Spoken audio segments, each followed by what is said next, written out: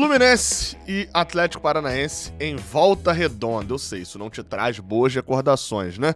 Mas vamos torcer para que hoje a gente crie novas memórias com o Fluminense e Atlético Paranaense lá no Raulino de Oliveira. 9 horas da noite, tem Fluminense Atlético Paranaense. Não sei se falei goianiense em algum momento, mas se falei ou não falei, o importante é que esse daqui é o vídeo de pré-jogo.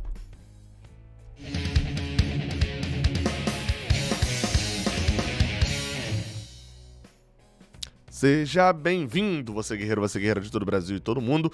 Aqui é o canal Raiz Tricolor. Eu sou o Gabriel Amaral, eu sou jornalista por formação e sou tricolor de coração. Você deixa o seu like aqui embaixo, você se inscreve aqui no canal. Se você gostar desse vídeo, você se inscreve, não esquece não, na moral, dá essa moral aí pra gente. E claro, esse vídeo aqui é patrocinado pelo OneFootball. Exatamente, vou até deixar aqui do lado o QR Code, e enquanto eu faço essa propaganda, eu vou baixar o OneFootball, tá? E Gabriel, mas é o que tem no OneFootball? Pô, cara, tem notificação ao vivo ali da placar da partida, né? Hoje, por exemplo, é um jogo no sábado à noite, muita gente não vai estar por lá, enfim, para poder assistir a partida, ou talvez alguém não possa estar no Raulino de Oliveira, o jogo é longe, já dava pra ter baixado. É porque eu já tenho no meu celular. Mas tá aqui, eu abri. Não deu nem tempo de fazer a propaganda toda. Tem notificação, tem estatística, tem resultados ao vivo, tem tudo do Fluminense lá. Jogo esse às 9 horas da noite, tá? Jogo tarde, jogo ali da sonequinha no sábado. E que terá a transmissão do Sport TV e do Premier. Gabriel, mas é jogo contra o Atlético Paranaense. Atlético Paranaense não tem transmissão. Tem sim. Jogo com o nosso mando, jogo no Maracanã. Tem a transmissão de para quem o Fluminense vendeu os seus direitos, né? Pro Sport TV e pro Premier. Jogo fora de casa, jogo lá na Arena da Baixada, a transmissão é exclusiva do Casimiro, beleza? Então entendido? Sport TV e Premier, 9 horas da noite? Então tá show, então vamos falar da partida. Na verdade, a gente traz umas estatísticas antes, né? 60 jogos vão completar hoje contra o Atlético Paranaense. São 22 vitórias, 26 derrotas e 11 empates. Este será o quarto jogo contra o Atlético Paranaense lá em Volta Redonda, no Raulino de Oliveira. A gente perdeu por 4-1 no ano passado, ganhou por 4-1 em 2005 e perdemos por 1-0 em 2016, na estreia da Primeira Liga, gol de Vinícius. Ou seja, é hora de empatar esse retrospecto lá no Raulino de Oliveira, né? Bem, vamos embora pra gente poder falar sobre a partida, porque assim, é um jogo chato. O Atlético mudou de treinador, né? Saiu do Fábio Carille, foi pro Filipão. É meio... A comparação que eu fiz é o seguinte, ele ganhou no meio de semana, mas de um adversário bem fraco, né? Que é o Tocantinópolis. Então a diferença de gols ali, ela importa muito pouco. É meio que o jogo de Diniz, pra eles, é o jogo de Diniz contra o Palmeiras.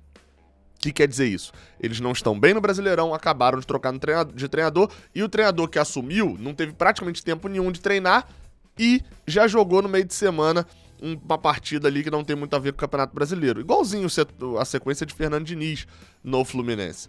Eles querem somar ponto. Esse é o fato. Eles querem ir para a parte de cima da tabela. Só que, do outro lado, a gente tem o Fernando Diniz, que segue a sua sina de Marcão, né? Que quando assumiu em 2019 e 2021, assumiu com o time lá um pouco lá embaixo. Obviamente, estou falando aqui, a gente está no início do campeonato ainda. Mas é fato. O Fernando Diniz está num momento em que, no Brasileirão, ele precisa não deixar pontos para trás. Por isso, esse jogo é jogo de vitória. Vitória. Esse jogo é o tipo de partida que o Fluminense não pode... Não ganhar esse jogo, óbvio, vai ter diferença ali em relação ao roteiro da partida, etc. Mas não ganhar este jogo será encarado como um tropeço pelo Fluminense. Por exemplo, não ganhar o jogo lá do Couto Pereira não era um tropeço, né, contra o Coritiba. Se tornou um tropeço por conta da forma como foi a partida, 2-0. Mas o empate lá era ok, né? No Couto Pereira, a princípio, o empate ali era ok. Hoje, o empate, a princípio, não é ok contra o Atlético Paranaense. Há uma chance, minúscula, praticamente impossível, mas beleza, de a gente já tá até no Z4 antes de começar a partida. 4 horas tem Ceará e Flamengo, se der Ceará eles passam a gente. 7 horas tem Atlético Mineiro e Atlético Goianiense. Se der os goianos, eles também passam a gente. Nesses dois casos, o Fluminense perdendo essa, né? Se os dois ganharem, o Fluminense cai para 17º e já entra no Z4 contra o Atlético Paranaense. Hoje eu nem vou falar aqui de possibilidade, etc, porque assim, sendo bem sincero, não é pra terminar essa rodada no Z4. Ai, Gabriel, mas tá muito cedo, são apenas... meu amigo, então avisa ao Fernando Diniz lá de 2019, se não for um problema pra ele tá no Z4 na sexta rodada, no final da sexta rodada. Vai lá e fala que foi de boaça. Não, né? Sequência complicada, muito mais por conta das viagens, estamos jogando em casa, mas lá no Raulino de Oliveira, o que já manda uma viagem, vem Fortaleza por aí, vem clássico contra o Flamengo, a sequência é chata, vamos falar de como a gente vai vencer esse jogo hoje. Bola está em campo. Bola em campo onde a gente fala da parte tática do time, né? A parte mais especificamente dos jogadores. E Fernando Diniz tem problemas. Olha só, hein? Pra variar. Muitos problemas mais uma vez. Além de Ganso e Felipe Melo não viajarem para o jogo, né, Ganso mais especificamente está sendo preparado já para o jogo de quarta-feira, de quinta-feira contra o Union. Samuel Xavier também não viajou, teve um problema em relação ao último jogo. Ele saiu ali enjoado na última partida, né, não era uma lesão necessariamente, e está gripado agora. Ou seja, está vetado deste jogo. Enfim, Calegari deve ser o titular. Vamos falar aqui da escalação e depois comentar. Fábio no gol. Calegari, Nino, David Braz e Mário Pineda, muito provavelmente na esquerda, né? Assim, é a escalação que tá no GE, mas eu não confiaria 100%, tá? Eu chutaria que volta um Cris Silva, mas beleza. André e Wellington pelo meio, sem Ganso, o Wellington permanece no time. Natan e Iago Felipe, Luiz Henrique e Germán Cano. Vamos aos comentários, que eu sei que o que salta aos seus olhos primeiro é quem? Calegari. Não é, eu sei que não é, mas beleza. Mas Calegari vai render? Samuel Xavier vai fazer falta? São perguntas que ninguém sabe responder, né? Assim, é meio... Se eu falar que Samuel Xavier fez falta, você já vai imaginar que ele cometeu uma agressão para com o adversário. Mas vamos ver. Torço para uma boa partida de Calegari. Eu quero a concorrência ali na lateral direita nivelada pelo alto e não por baixo. Falando especificamente agora da outra mudança, que é a manutenção de Wellington. Não chega a ser uma mudança, né? É o mesmo meio-campo que jogou contra o Vila Nova. E não tenho certeza que Diniz vá com esse meio de campo aí não, mas beleza. O Wellington, sobre a manutenção dele, eu nem acho que ele fez partida ótima quarta-feira contra o Vila Nova. Na verdade, achei até pior do que a contra o Palmeiras e pior do que a contra o Cuiabá também. Mas também, assim, não viu o problema. Teve muita gente que falou, o Wellington ali é um problema pra André. De fato foi no ano passado, mas achei que Diniz armou o time de uma maneira um pouco diferente do que Marcão fez no ano passado, quando insistiu em Wellington ao lado de André. Eu vou botar aqui ó, na tela dois mapas de calor. Esse daqui ó, é o mapa de calor de Wellington, ó, que tá aparecendo aí no cantinho da sua tela. Para quem tá só ouvindo, né? É o mapa de calor de Wellington, cobrindo muito ali, obviamente, a parte defensiva, mas todos os lados, né? O lado esquerdo, o lado direito e mais centralizado também. E aqui a gente vê o mapa de calor de André. Olha só, vou até botar os dois aqui, o de baixo é o de André e o de cima é o de Wellington. Os dois ocupando quase que a mesma faixa do campo. André aparece um pouquinho ali em dois momentos ali na frente, que o Wellington apareceu mais aberto pela esquerda, mas a impressão que eu tive estando lá no Serra Dourada, vendo o jogo e reparando bastante isso, é de que na verdade não foi o Wellington atrás e André mais à frente. Na verdade, a impressão que me deu é de que os dois estavam jogando lado a lado, revezando em quem vinha buscar a bola. Depois, até quando o Martinelli entrou no lugar de Wellington, Martinelli também fez essa função, que eu considero a melhor função dele pelo Fluminense. Vamos ver como é que vai ser, né? O Wellington tá numa sequência muito grande sem provocar um gol do adversário, que a gente sabe que ele é o amigo do azar. Vamos ver como é que vai ser e como é que vai funcionar com o Wellington e André.